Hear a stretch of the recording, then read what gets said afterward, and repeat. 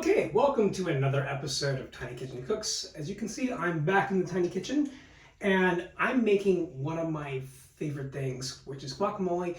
Now, you can customize this, you can do different things, you can add whatever you want, but I like to keep it simple. So I've just got a few simple ingredients: avocado, obviously, sour cream, onion powder, garlic powder, and lime juice. Now, you could obviously use chopped up tomatoes, you could use chopped up onions, you could use chopped up fresh garlic. That's entirely up to you. But personally, I like the way that this all comes together. So the first thing we're going to do is we're going to cut our avocados in half. We're going to remove the pit or stone. Then we're going to mash it up. Now you can use something as simple as a spoon, but I like, for mine, just to use a potato masher. So here we go. All right, first thing first, I'm just using a nice glass container as our vessel. So when slicing, I like to go from stem to stern, even halves, and then remove the stone. So here we go. So when you do that, you get something that looks like this. This is perfectly ripe. Now I'll tell you in a minute what to look for in terms of ripeness. Okay, that's gorgeous. I will remove the pit. Okay, set that to the side.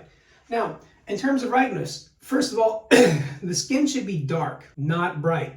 Second of all, it should be a little bit squishy. A little bit squishy means that it's good, that it's ripe, that it's ready to use. Okay, do the same thing repeated 3 times with the 3 avocados that I have. And you can use typically 3 to 4 avocados. Okay, so now that I've got those all set aside, first of all, I'm going to rinse off my knife. All right, now is where the spoon comes in. So using my spoon, I'm just going to scoop out equal sections, going thusly around the rind. Okay, there goes one. As you can see, that leaves very little left. By the way, there are many different varieties of avocados. These happen to be Hass from New Mexico. I was able to get them at a very good price at my local supermarket. Some people tell you to score the avocados. I never do that because I feel it's just easier to go around and scoop it out. But up to you. Okay, going for the second one. All right, that's nearly done. And going for the third one here. By the way, when you scoop these out, it should feel creamy. If it does not feel creamy, it's probably not ripe. It should be easy to scoop out with little effort.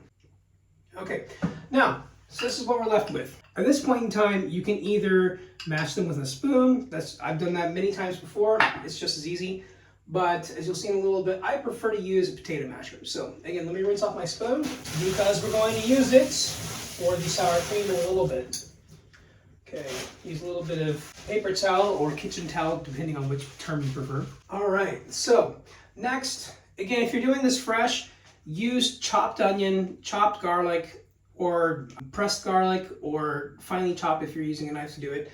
But for now, I'm just using powders because it's what I've got on hand. It's quicker, it's easier, and honestly, I prefer the texture. But up to you. So I'm going to add about half a tablespoon of onion. Likewise, about half. This is, mind you, this is for 3 avocados. Normally I do 2 at a time or 4 at a time, so adjust to your taste. Likewise, about half a tablespoon of garlic. Okay. Next, I'm going to add about same half a tablespoon of lemon juice, or lime juice in this case. Okay, that looks pretty good. Salt to taste. For me, it's about half a tablespoon. So hold that up. Notice I'm getting it equally coated across. Okay. Again, adjust to your taste.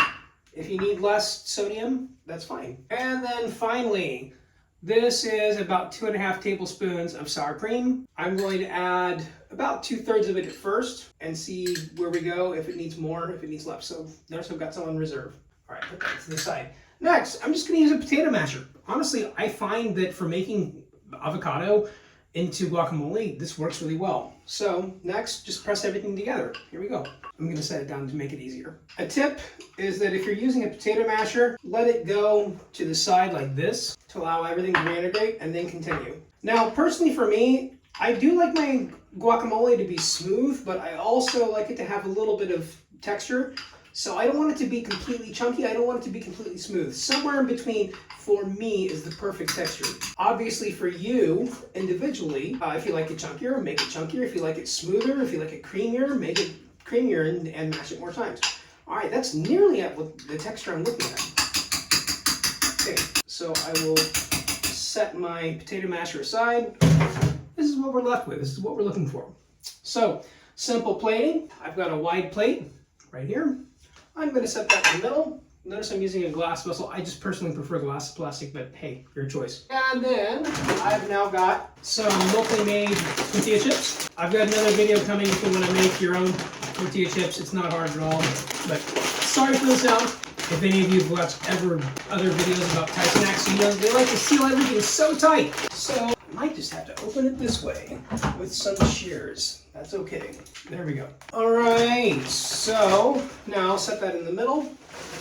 Plate along the side evenly. We lost some, that's all right. And here you go. Final plating.